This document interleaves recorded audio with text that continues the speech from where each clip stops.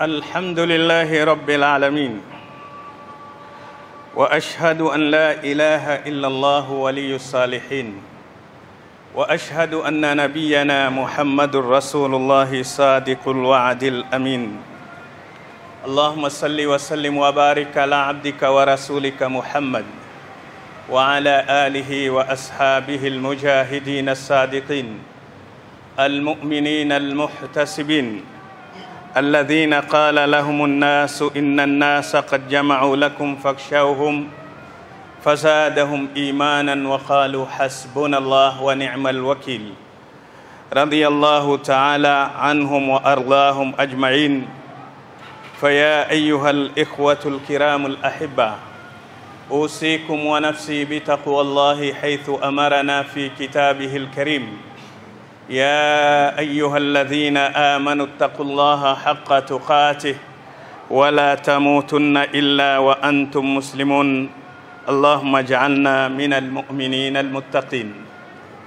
أحبتي في الله، خطبتنا اليوم إن شاء الله عن يا من وفى رمضان على أحسن الحال لا تتغير بعده في شوال.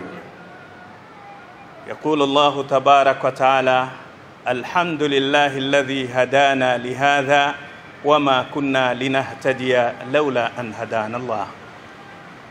Wapenzi waumini, khutba yetu ya leo insha Allah inatukumbusha tu kwamba kule tulipotoka pazuri, ambapo kila mmoja alijiona ana mabadiliko, na leo tumeondoka katika sehemu hiyo, tumeingia sehemu nyingine, lakini linalotakikana ni ule uzuri uliokuwa nao katika mwezi wa Ramadhan, basi usibadilike uzuri huo baada ya kuingiliwa na Shawwal. Miezi yote ni ya Allah tabaraka wa taala, kama anavyosema Allah tabaraka wa taala: inna iddatash shuhuri inda Allahi 12 shahran fi kitabillah. Idadi ya miezi kwa Allah ni miezi 12 katika kitabu chake Allah tabaraka wa taala.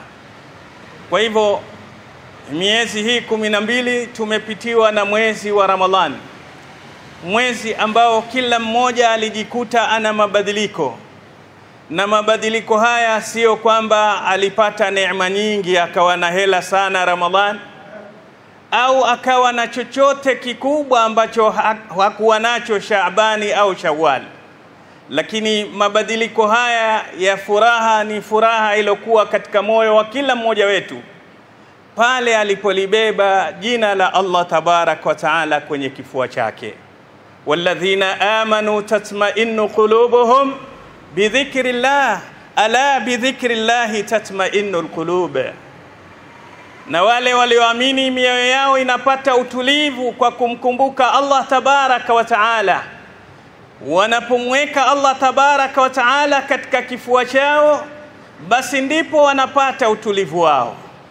Subhanallah, tulikuwa tukishinda na njaa, lakini pamoja na njaa zetu hatukuiacha ibada ya Allah tabaraka wa taala yoyote, si ya faradhi si ya sunna.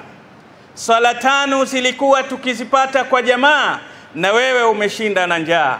Vipi leo uko mfungo mosi huonekani msikitini, ukiulizwa asema njaa bwana?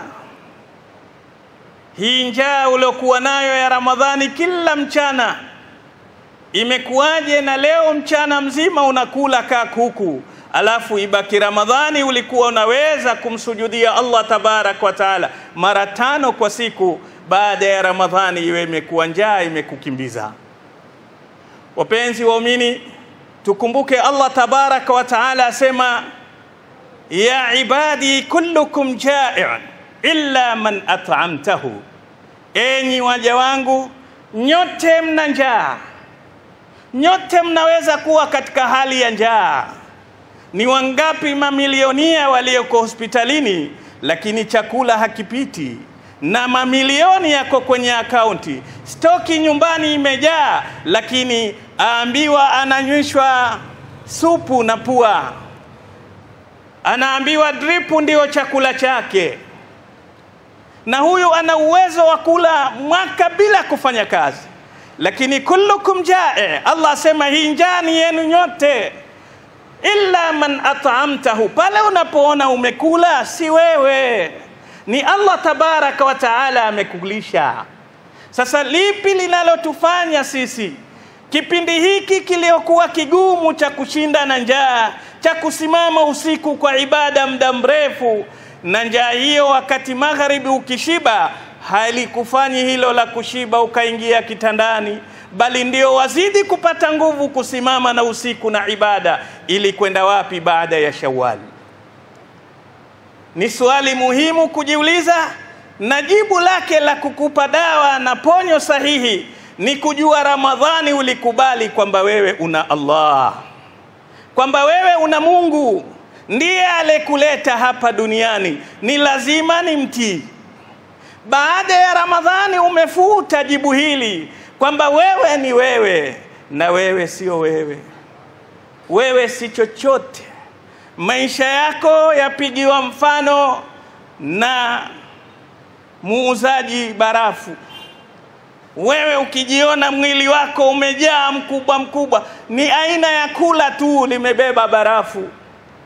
Zile kula kuna ndogo za kuuzia ice, kuna kubwa za kubeba masamaki, kuna za kubeba nyama. Sasa hii miili ni mikula tu hii, lakini wewe ndani yako ni barafu. Ukichelewa kuiuza basi utapata hasara, itayeyuka. Umri wako ni mfano wa thalj, ni mfano wa barafu. Kila leo unatona maji, unayeyuka, unapungua, mwisho atabaki maji matupu, utayamwaga. Na ndio pale mwisho arruhu tas'adu lis-samaa waljismu tudfanu tahta al-ardh. Roho itakwenda mbinguni, ile mzuri ilofanyia kazi ile barafu ikauzwa haraka haijayeyuka, lakini mwili kula hili halina kazi tena, litatupwa ndani ya mchanga. Waumini tujielewe vizuri kwamba sisi katika maisha yetu hapa duniani kuna mambo matatu muhimu sana ili turudi kwenye mstari wa Allah. Jambo la kwanza, i'raf rabbak, lazima umjue Mola wako kwamba wewe una Allah, kwamba wewe umeumba, hujajiumba. Am khuliqu min ghairi shay'in am humul khaliqun, si wewe muumba, wewe umeumba. Tena umeumba bila ya kujua kwamba wewe ulikuwa ni mtu, ulikuwa hujulikani. Hata hao walokuzaa walikuwa hawajui kama watakupata kiumbe wewe utakawatesa ulimwenguni.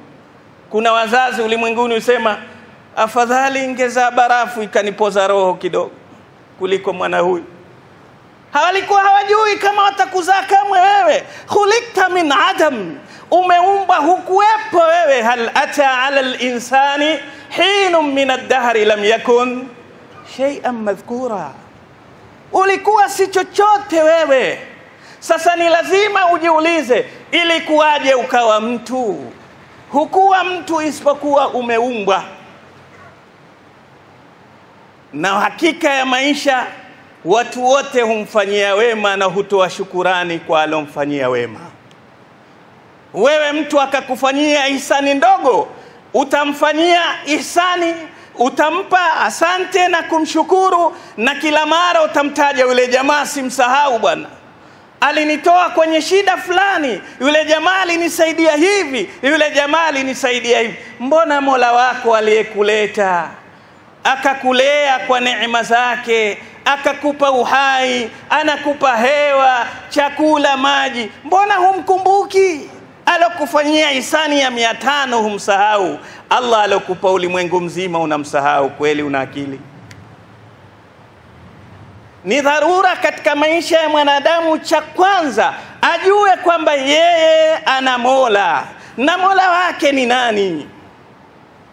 Kuna watu wanaamini wana miungu, lakini miungu yao ni ya hewa, haina ukweli wowote, la yusminu wala yughni min ju'. Lakini wewe una Allah al-Khaliq al-Aliyul Qadir, fa'alun lima yurid la yakhafu ukhbaha, muumba ambaye ni muweza, anafanya anachotaka, haogopi mwisho nikifanya hili kutatokea nini, kwa sababu la yusalu amma yaf'alu wa hum yusalun. Hakuna wa kumuuliza vipi umsahau huyu, vipi wewe utakuwa na season ya kumkumbuka huyu. Mwaka mara moja, miezi 12 wampa mmoja, watakuwa 11. Hivi kweli ni kigao cha sawa? Na miezi hii sio yako, ni yake. Kwa hivyo ni dharura la kwanza mtu kujijua kwamba yeye ana Mola, na Mola wake ni Al-Hayyul Qayyum, haondoki, hafi. Uwezo alionao anapewa na Mola wake Al-Wahidul Qahhar, ndiye anayempa nguvu hizo, ndiye aliyempa nafasi hiyo, ndiye aliyempa mali hayo. Kila ulivyo ni Allah tabaraka wa taala. Ukishamjua Mungu huyu, basi wewe utaweza kwenda kwa uangalifu katika ardhi hii.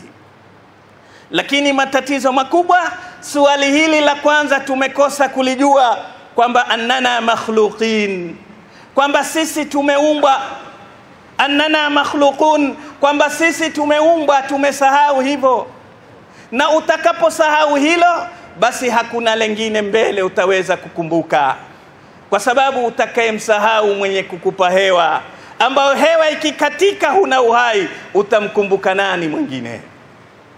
Wapenzi waumini, yanaotufika katika ulimwengu, mabadiliko tunayoyaona ya kila aina, ni Allah tabaraka wa taala, sio kuatuadhibu, la, hakuna anayeweza adhabu ya Allah.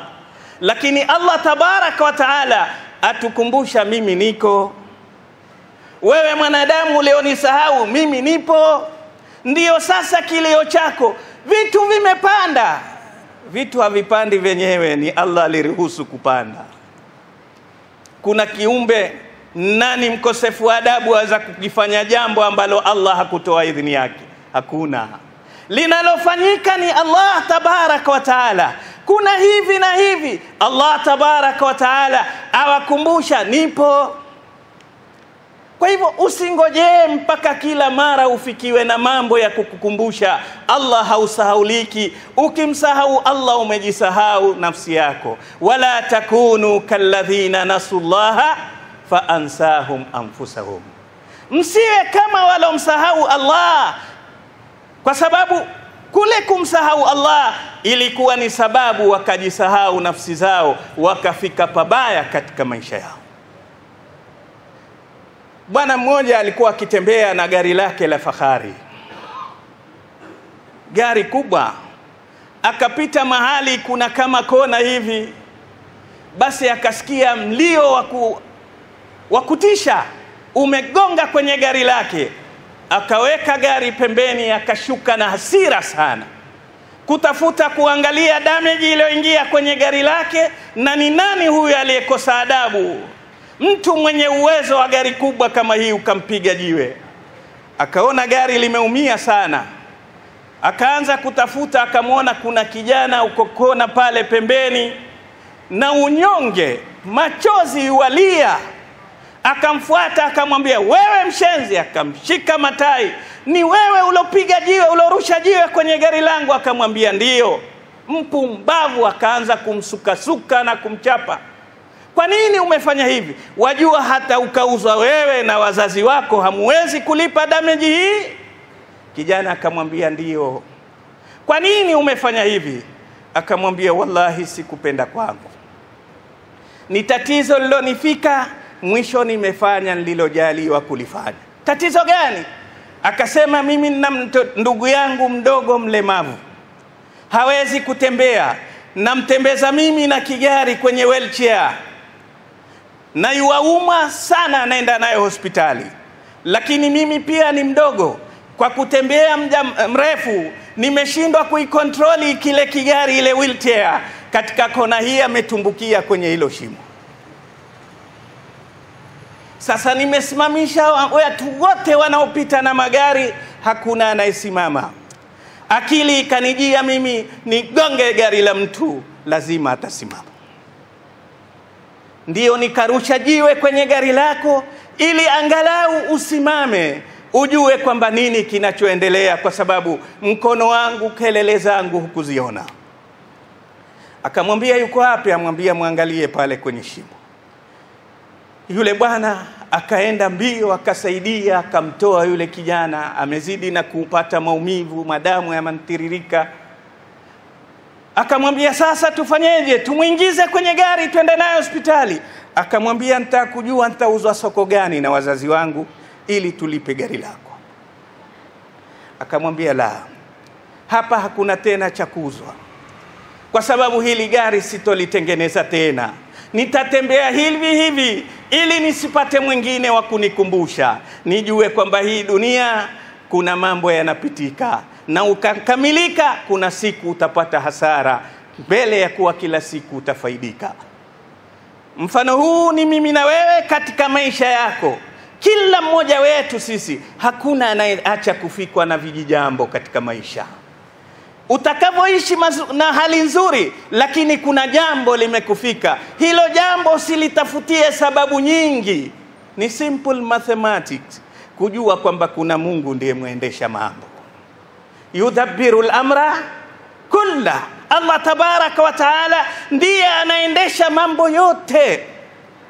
Kwa hivyo lazima swali la kwanza la kukuweka kwenye mstari ni kujua anna li ya rabb, mimi nina Mola. Anna li ya rabban la yu'badu siwa, nina Mola ambaye anastahiki abudiwe, si mwingine yote. La mala wala nafsa wala jah, si mali yanipeleke mbio ulimwenguni kuyatafuta, si cheo kinipeleke mbio ulimwenguni kukitafuta, wala si chochote katika dunia hii isipokuwa kinachotakikana mimi nikiende mbio, ni muende mbio Allah. Fafirru ila Allah, mkimbilieni Allah tabaraka wa taala. Maisha tunayoyaona yamebadilika ghafla, yamekuwa maisha sio, watu huambiana Malindi utadhani sio hii, sijui nini. La, ni kwamba Allah hajatuadhibu, hakuna anayeweza adhabu ya Allah, lakini Allah ameligonga gari hili ili ujue kwamba yuko mwenyewe, wewe siye mmiliki wa ardhi hii. Wapenzi waamini, faida tukijua tuna Allah. Ukimjua Allah utamheshimu, utampenda, utamwabudu, kwa sababu wa in ta'udhu ni'matallahi la tuhsuha. Mkizihesabu neema za Allah hamwezi kuzifikia, idadi yake ni nyingi sana. Fala tashtaki bi ni'matin mafqudatin indak, usishtakia neema moja uliyoikosa, bal qabla dhalika fanzur ila an-ni'amil kathiri allati hawlak, ziangalie neema ngapi wewe ulizonazo. Wewe walia na neema moja tu, una mamilioni ya neema. Hizi zote Allah amekupa wewe ili umpende naye umwabudu. Zote amekupa wewe Allah tabaraka wa taala ili umkumbuke Allah tabaraka wa taala, na si kwa ajili ukimpenda, ukimwabudu, ukimkumbuka kwamba Allah atafaidika na chochote kwa mapenzi yako na ibada yako. La, mbingu na ardhi zikajaa ibada zako hazizidishi ufalme wa Allah chochote, wala dhambi zako na maasi yako yakajaza mbingu na ardhi hayapunguzi ufalme wa Allah chochote. Ila Allah ataka haya uyafanye, umjue, umpende, umkumbuke, umwabudu kwa ajili unufaike wewe, kwa ajili upate faida wewe. Mjue Mola wako.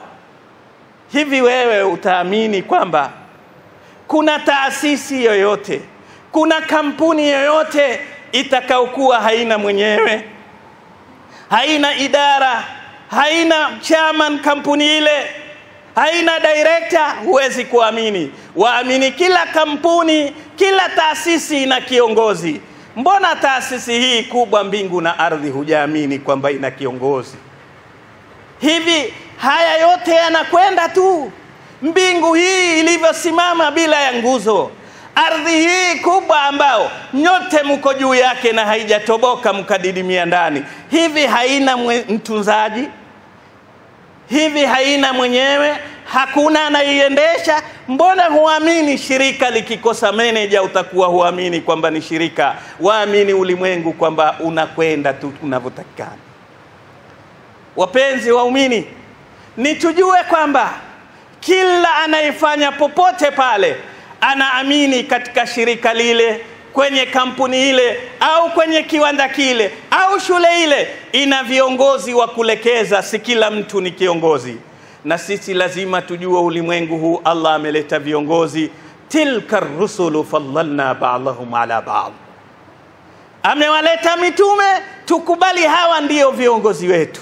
Shuleni tu ulikuwa ukiamini kuna class monitor na kuongoza, kuna prefect, kuna nani, kuna headmaster. Mbona hutaki kuamini kuwa huu ulimwengu una kiongozi? Na Allah tabaraka wa taala amwambia Mtume sallallahu alaihi wasallam, wa innaka latahdi ila siratin mustaqim. Wewe Muhammad ndiye mwenye kuwaongoza hawa kwenye njia ya sawa. Mbona tumemsahau kiongozi wetu Mtume Muhammad sallallahu alaihi wasallam?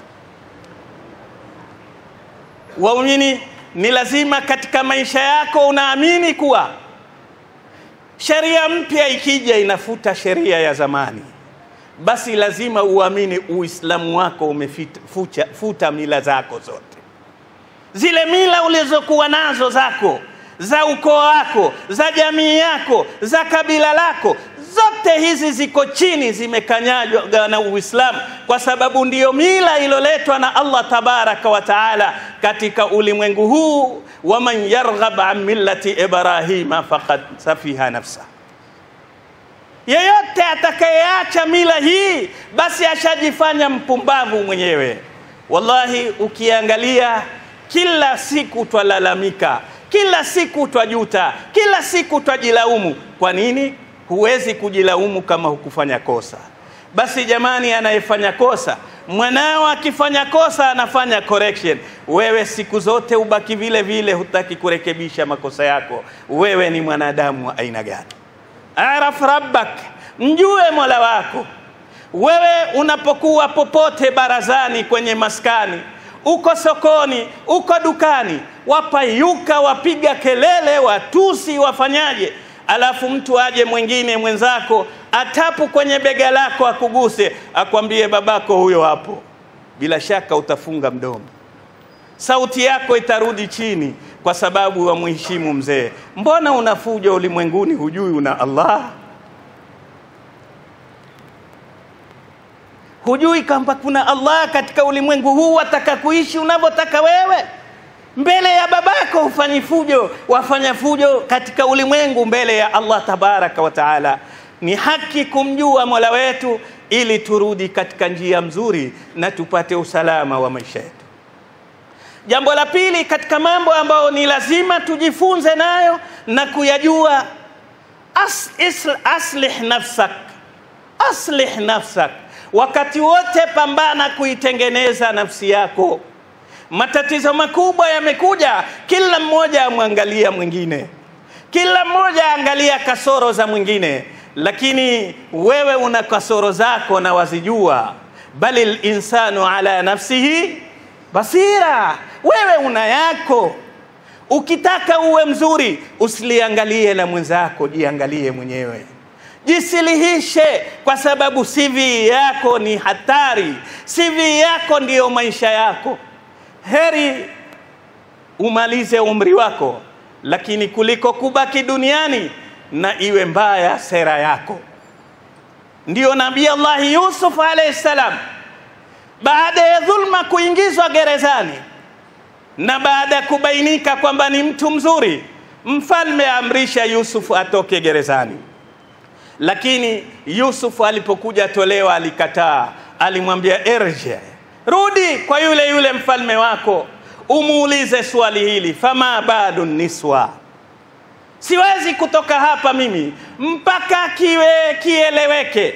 Mimi nimeingizwa hapa kwamba nataka kumbaka mke wa waziri. Kwa hivyo hii habari kwanza itangazike.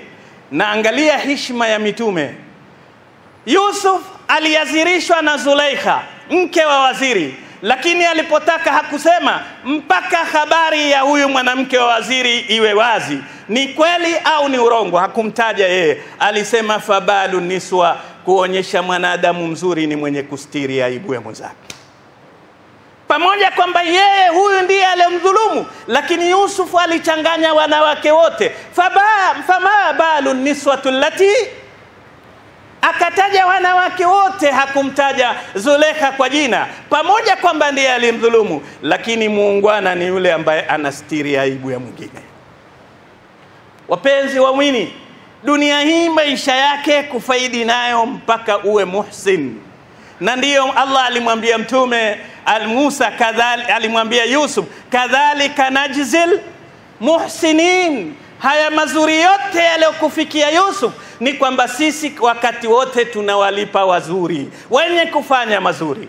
Lakini wale waliokuwa gerezani pia si Waislamu walimchunguza Yusuf, wakamuona ni mtu mzuri, wakamwambia naraka inna lanaraka minal muhsinin, sisi twakuona wewe ni katika mzuri. Lakini hata wale waliotumbukiza kisimani walikuja kumwambia Yusuf, inna naraka minal muhsinin, twakuona wewe ni mzuri.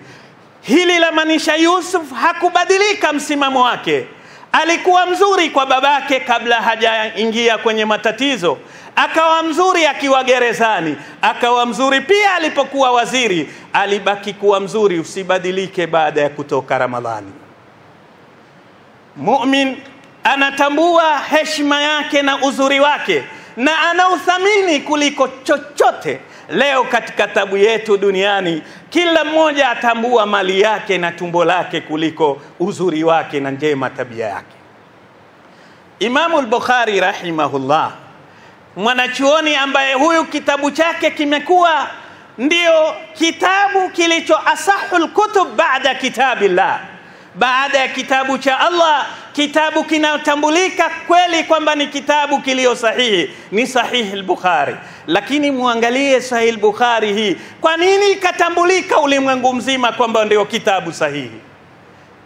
Muangalie mwenyewe Imamu al-Bukhari. Siku moja Imamu al-Bukhari asafiri, kwa safari zake amebeba dirham 1,100,000, yuenda zake haji. Safari zilikuwa za mashua, meli zile, maboti. Asafiri kwenye jahazi lile, watu wote wanampa heshima, mtu bora katika ulimwengu. Kuna bwana mmoja akazidisha heshima yake, akawa karibu na Imamu al-Bukhari, amekuwa ndiye mtoto wake, anamtumikia kwa kila hali, mpaka Imamu al-Bukhari akampenda, wakaanza kuzungumza mpaka Bukhari akatoa siri yake. Akamwambia Imamu al-Bukhari, na hivi ndio makonmen walivyo, wanakuwa na ulimi tamu, mahodari kumshika mtu. Akamwambia Imamu al-Bukhari, wewe ni mwanachuoni, kazi yako kukusanya elimu na kuieneza, huna biashara hivyo, wewe wenda haji, haji ni gharama, sema tukusaidie, una upungufu gani? Akamwambia, mimi sina upungufu, niko vizuri. Hapana, sisi tuko kwa ajili yenu nyinyi. Kama zile maskani zikitaka kukupamba, namal ulama warathatul anbiya, ndio nyinyi, lakini kwa hapa tu ulimini, huku ndani ya kuwapiza. Yule Imamu Bukhari akamwambia, huamini kijana, angalia na 100,000 hii. Kumbe yule bwana ni mwizi mkubwa. Hii dunia ina mambo, ni mwizi mkubwa. Akasema inbox. Yule bwana akakaa usiku wa manane ule, mara usikia sauti, watu wote wametulia wamelala, mara ikasikika sauti ya kilio, sauti kubwa, mtu yualie, yuanguruma kwa masikitiko, mtu mzima, sio mtoto. Boti zima lile jahazi lote likaamka, wakamfuata, una nini? Anyamazishwa, anyamazi, walia. Mwisho wakabembelezwa, una nini? Asema, nimekufa. Umekufa vipi na wewe waongea? Asema, afadhali ingekuwa siko kabisa kuliko hali ino. Imekupata nini? Asema, dirhamu zangu 100,000 zimeibwa kwenye begi langu, nimeibiwa, sina chochote. Boti zima likafadhaika, Kiongozi nahodha akasema msako kwa mabegi yote. Imam al-Bukhari aliposikia yule kusema hivyo akasema mimi kuisha, huyu bwana hana alichoibiwa, zile zangu. Alikimbia moja kwa moja mpaka kwenye lile begi lake, akaitoa 100,000 ile, akazitupa ndani ya bahari, akatulia. Msako kaendelea mpaka mwisho hakuna. Wakamrudia, bwana wewe wasema uongo, tumesaki kila mahali hakuna chochote. Asema basi mmeibiwa na jini, mimi nimekuwa jini sasa. Sasa baada ile fujo kumalizika, yeye mwenyewe akaondoka asubuhi, akamfuata Imam Bukhari, akamwambia mimi maisha yangu mimi ni mwizi maarufu, lakini leo nimeamini kuna wanaonishinda. Zile dirhamu ulizipeleka wapi wewe? Akamwambia nilizitupa baharini. Dirham 100,000 umeitupa baharini? Amwambia ndio. Ilikuwaje, una uwezo gani? Akamwambia kwa sababu mimi naamini sira dhatia, ile CV yangu ni bora kuliko mali, kwa sababu heshima yangu ikiondoka siwezi kuiregesha, lakini mali inaweza kuchuma mengine. Jamani, hawa leo ndio ulimwengu wote waitambua Sahih al-Bukhari, kwa sababu Imam al-Bukhari kana minal muhsinin, alikuwa ni mwema, alikuwa mzuri, aona heri apoteze mali yote lakini heshima yake isivunjike. Na kweli lau ingekuwa lilitangazika imeshikwa dirham 100,000 kwenye begi la Imam al-Bukhari, kitabu hiki cha Sahih al-Bukhari kingekuwa na faida gani leo? Kwa hivyo vijana, tutambue kwamba tumjue Mola wetu, tujitengeneze nafsi zetu, tutengeneze CV zetu, kwa sababu Allah huwasikitikia wale wema.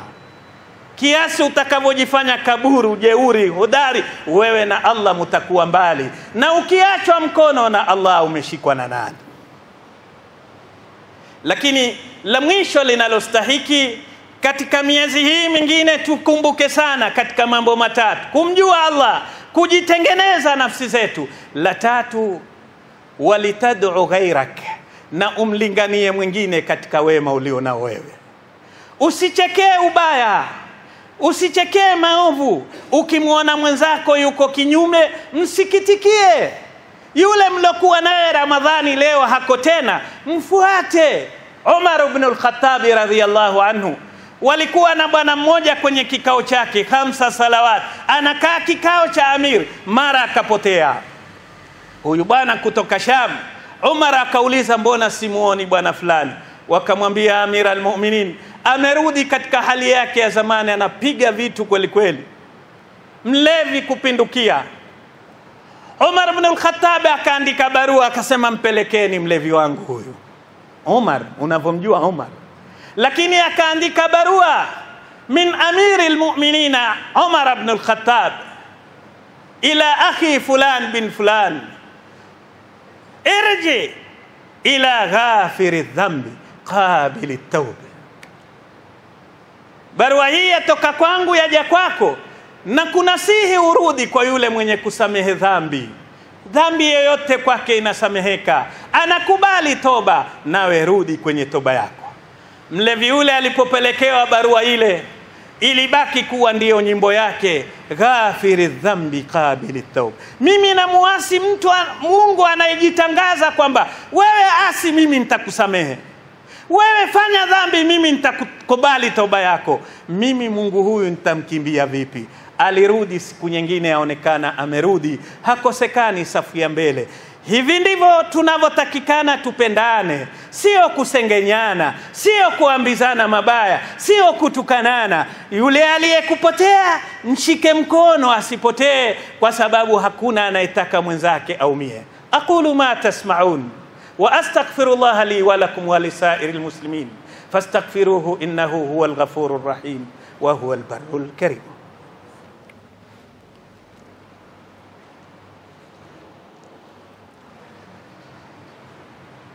Alhamdulillah hamdan kamwaki.